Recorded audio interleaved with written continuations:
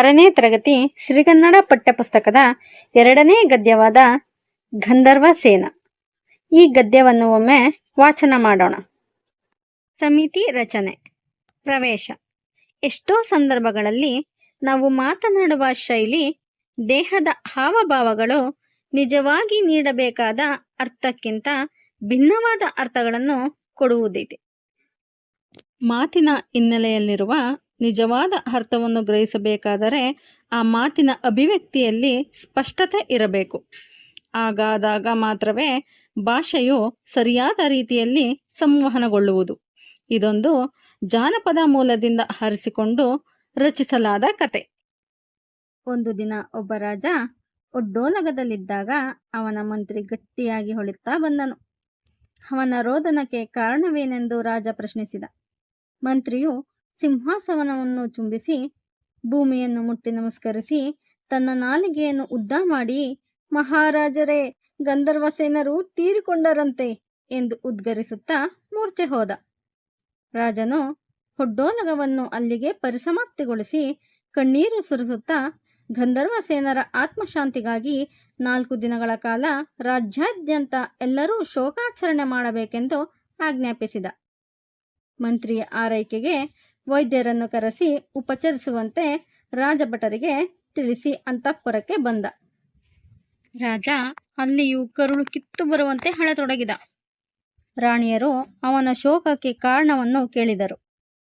ಗಂಧರ್ವಸೇನರು ತೀರಿಕೊಂಡರು ಎಂದು ರಾಜ ಗದ್ಗದ ಕಂಠದಿಂದ ಹೇಳಿದಾಗ ರಾಜನ ದುಃಖ ತಮ್ಮ ದುಃಖ ಎಂದು ಅವರೂ ಕೂಡ ಕರುಳು ಹಿಂಡುವಂತೆ ಎದೆ ಬಡಿದುಕೊಂಡು ಅಳಲಾರಂಭಿಸಿದರು. ಇಡೀ ಅಂತಃಪುರ ದುಃಖ ಹಾಗೂ ಗೊಂದಲದಿಂದ ತುಂಬಿತು. ರಾಣಿಯ ಸೇವಕಿಯೊಬ್ಬಳಿಗೆ ಈ ಎಲ್ಲ ಗೊಂದಲ ಏಕೆಂದು ತಿಳಿಯಲಿಲ್ಲ. ಅವಳು, ಮಹಾರಾಣಿಯವರೇ, ಎಲ್ಲರೂ ಏಕೆ ಅಳುತ್ತಿದ್ದಾರೆ ಎಂದು ಕೇಳಿದಳು. ರಾಣಿ ನಿಟ್ಟುಸಿರು ಬಿಟ್ಟು, ಪಾಪ, ಗಂಧರ್ವಸೇನರು ತೀರಿಕೊಂಡರಂತೆ ಎಂದಳು. ಸೇವಕಿ ಚುರುಕು ಬುದ್ಧಿಯವಳು.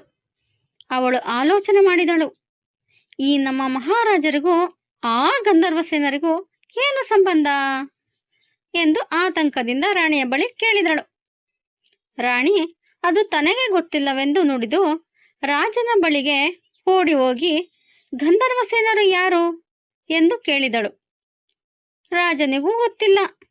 ಆತ ಕಣ್ಕಂಡ್ಬಿಟ್ಟು ತಾನೆಂಥ ಮೂರ್ಖತನದ ಕೆಲಸ ಮಾಡಿದೆ ಅಂದುಕೊಂಡು ಕೂಡಲೇ ಆಸ್ಥಾನಕ್ಕೆ ತೆರಳಿದ. ಈಗಾಗಲೇ ವೈದ್ಯರ ಉಪಚಾರದಿಂದ ಸುಧಾರಿಸಿಕೊಂಡಿದ್ದ ಮಂತ್ರಿಯನ್ನು ಕರೆಸಿಕೊಂಡು, ಮಂತ್ರಿಗಳೇ, ಯಾರು ಈ ಗಂಧರ್ವಸೇನ ಎಂದು ಪ್ರಶ್ನಿಸಿದ. ಮಹಾರಾಜರೇ, ದಯವಿಟ್ಟು ಕ್ಷಮಿಸಿ, ಗಂಧರ್ವಸೇನರು ಯಾರೆಂಬುದು ನನಗೂ ತಿಳಿದಿಲ್ಲ. ಆದರೆ ಪಡೆಯ ಮುಖ್ಯಸ್ಥನು ಗಂಧರ್ವಸೇನ ತೀರಿಕೊಂಡರೆಂದು ಗಟ್ಟಿಯಾಗಿ ಗಂಟಲು ಹರಿಯುವಂತೆ ಕೂಗುತ್ತಾ ಅಳುತ್ತಿರುವುದನ್ನು ಕಂಡು ನಾನು ಹತ್ತೆ ಎಂದು ಮಾರ್ನುಡಿದ. ರಾಜನ ಕೋಪ ನೆತ್ತಿಗೇರಿತು. ನೀನೊಬ್ಬ ಮೂರ್ಖ, ಕೂಡಲೇ ಹೋಗಿ ಗಂಧರ್ವಸೇನ ಯಾರೆಂದು ಪತ್ತೆ ಮಾಡಿಕೊಂಡು ಬಾ ಎಂದ. ಮಂತ್ರಿ ರಾಜನಿಗೆ ವಂದಿಸಿ ಕೇಳಿದ ಕಿವಿ ಊರಿಗೆ ಮಾರಿ ತಂದಿತು ಅಂದುಕೊಂಡು ಅಲ್ಲಿಂದ ಕಾಲಿಗೆ ಬುದ್ಧಿ ಹೇಳಿದ.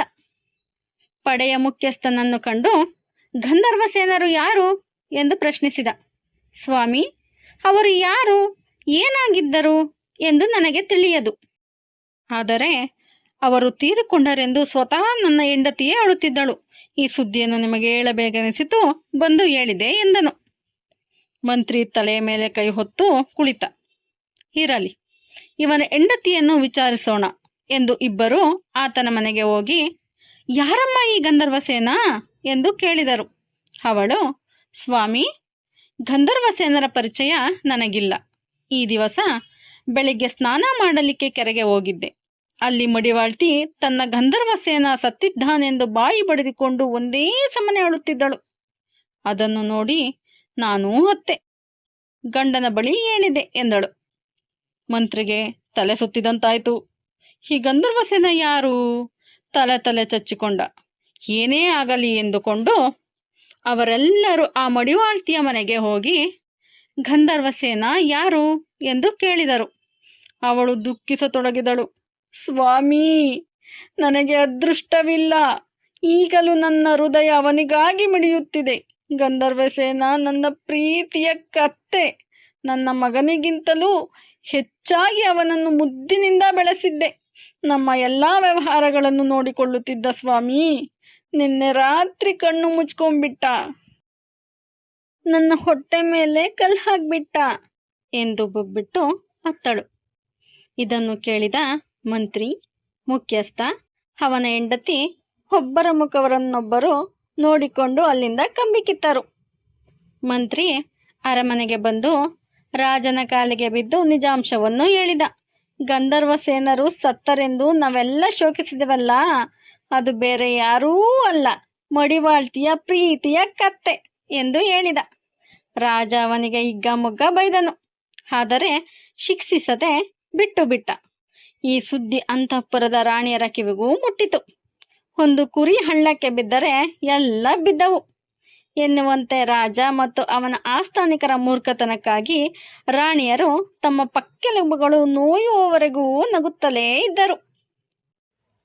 Thank you for the watching. Subscribe my channel ಪಠ್ಯ ಪುಸ್ತಕ.